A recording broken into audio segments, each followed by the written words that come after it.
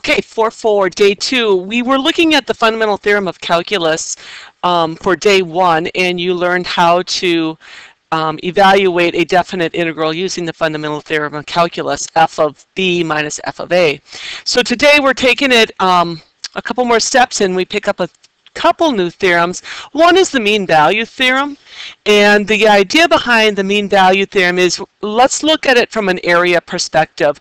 And we know that if we had inscribed rectangles, we'd have area less than the actual area that resides below the curve.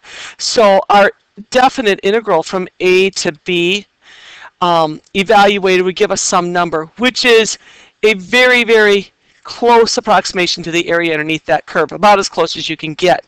If I use like a Riemann sum, a rectangular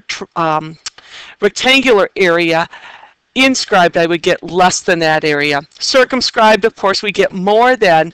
So there must be a place or a rectangle where I could get the area of my rectangle to exactly meet the area calculated by the actual integral of the function.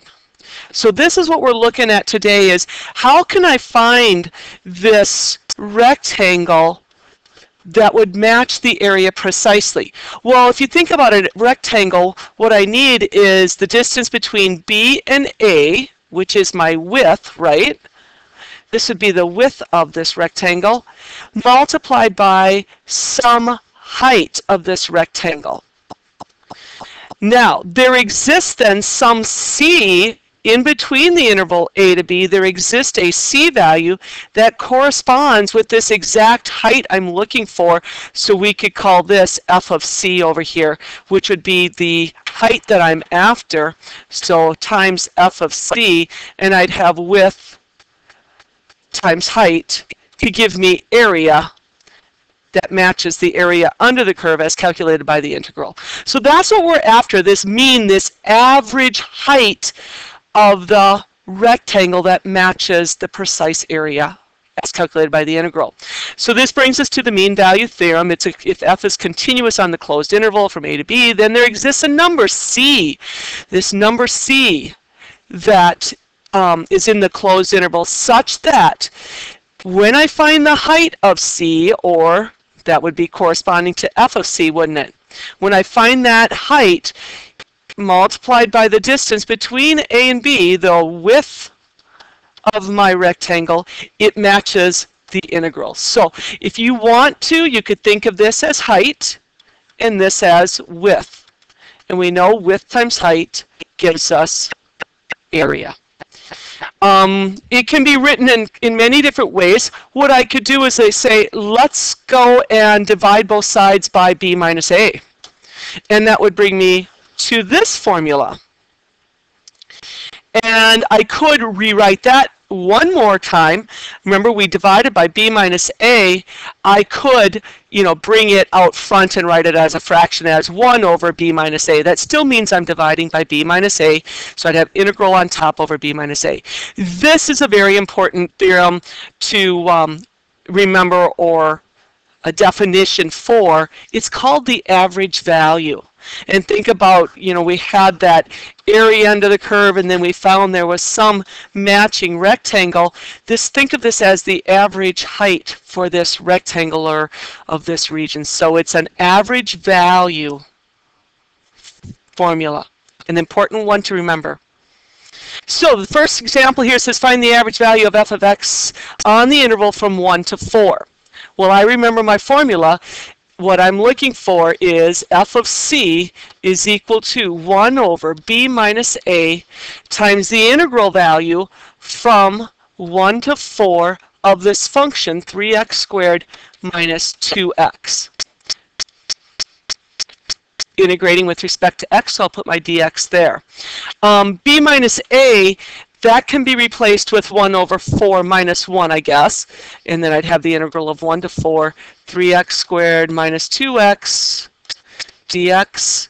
And that will be this f of c value, better known as the average value. Now what I need to do is a little bit of math. Let's integrate this. That will take me to an x cubed divided by 3, and then most 3's are going to cancel. A 2x raise the power, divide by the power, and those are going to cancel. And we want to evaluate this from the integral 1 to 4. And simplifying this, the 3's are gone, the 2's are gone. So I'm left with, sorry about that, I'm left with x cubed, and get rid of these 2's, and then x squared. Evaluate. Now it's just fundamental theorem, so we're going to do the fundamental theorem of calculus, which means I'm taking f of b, right, minus f of a.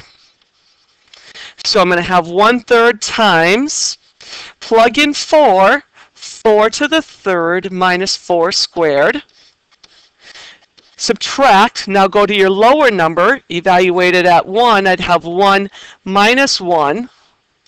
Cube squared, if you want to write it that way so you can remember how you did these. I'd have 1/3 times, this would be 64 minus 16, and this would be 1 minus 1 is going to zero out, so 16 looks like I've got 1/3 of 48. 1/3 of 48 is 16. My average value is 16. Number 2, find the values of c guaranteed by the mean value theorem for integrals. So now I actually have to find c. So I'm going to pick up off of where I left off on here.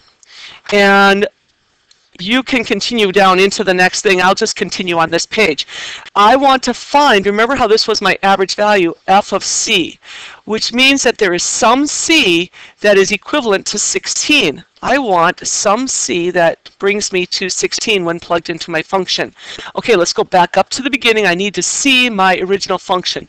3x squared, 3x squared plus 2x was my f of x, if I recall. Double checked. Okay, so I want c now to be replacing this, so I want 3c squared plus 2c to come out to be 16. And let's swing that 16 over. We'll have 3c squared plus 2c minus 16 equals 0. Can we factor this? Give factoring a try, and we'll be right back. Okay, I did some work, and I figured out that it needed a +8 and a -2 to be my factoring, so I ended up with 3c plus 8, a c minus 2. Solving those for 0, I ended up with 2 possibilities for c. Now, there's only one that I'm going to keep because remember, we were on the closed interval from 1 to 4, so my c value, which fits the mean value theorem, is when c equals 2, I have found my c value that produces the average value. Okay, number 3. Use the fundamental theorem of calculus to find this integral from 1 to x. So that's interesting. Usually we have a number up on the top, don't we? Well, we're going to proceed just like it was a number, and let's see where it takes us. Okay, so integrating this. This will be t cubed over 3 minus a 4t squared divided by 2 plus a t evaluated from 1 to x. Simplifying that middle term, I'd have a 3t cubed over 3 minus 2t squared plus t evaluated from 1 to x. Just like the fundamental theorem of calculus says, let's take and evaluate this function at x minus the function at 1. Plugging in x, I get x cubed divided by 3 minus 2x squared plus an x minus. Now let's do the f of 1. That would give me a 1/3 minus a 2 plus a 1. Simplify this out. Go ahead and do that, and I'll be right back with you. Okay, I think if you finish this, you would notice that it pulls together as an x cubed over 3 minus 2x squared plus x plus 2/3. If I now said, well, let's evaluate this when it was 4, all I'd have to do is come back to here and plug in 4 for all my x values, wouldn't I? And then do my calculation there. But that's not what the problem asked, but I just wanted to point that out. The next part of the problem says, now that you've done your integration, I want you to take the derivative of your answer. So now we're going to take the derivative of that answer we just found. So I'm going to just copy this down. And we're getting the blank screen a lot. There we go, x plus 2/3. And I want to take the derivative of this. So I want the derivative with respect to x.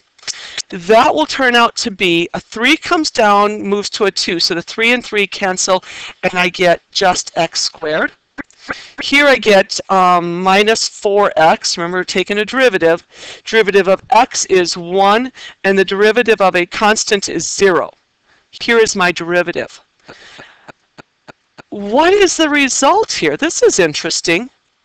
If you look and compare this answer back up to what we started with when we integrated, it's all the same except I now have x's where I had t's. So let's recap what we did. First we integrated, which brought us back to an original function. This was like the original function, big capital F of x. Then the next thing I said is take the derivative of f of x. So if I took the derivative of f of x, it takes me to this right here. Indeed.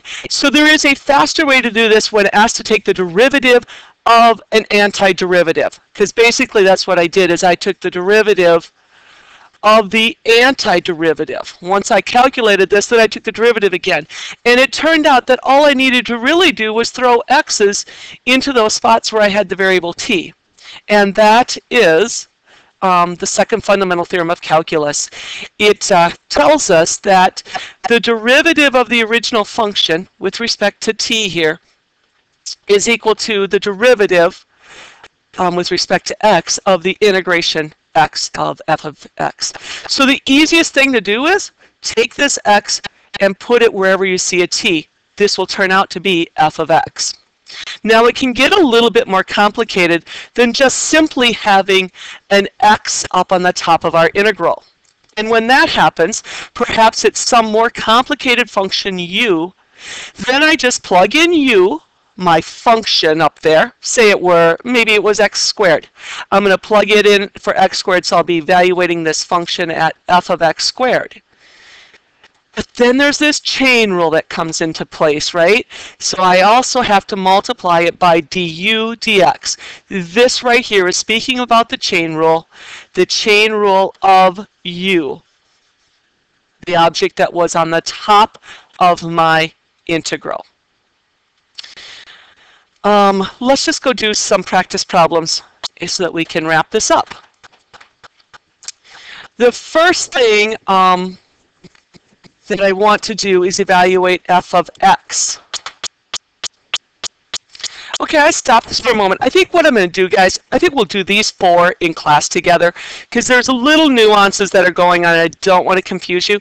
Let's move to the bottom part and just do these 2 practice problems and call it a day. So we're going to use the second fundamental theorem of calculus to do this. I want to take the derivative of the antiderivative. They basically cancel each other out. What I need to do is evaluate this function. This is like f of t. And I need to evaluate it with x. So I'm going to replace f of t with f of x.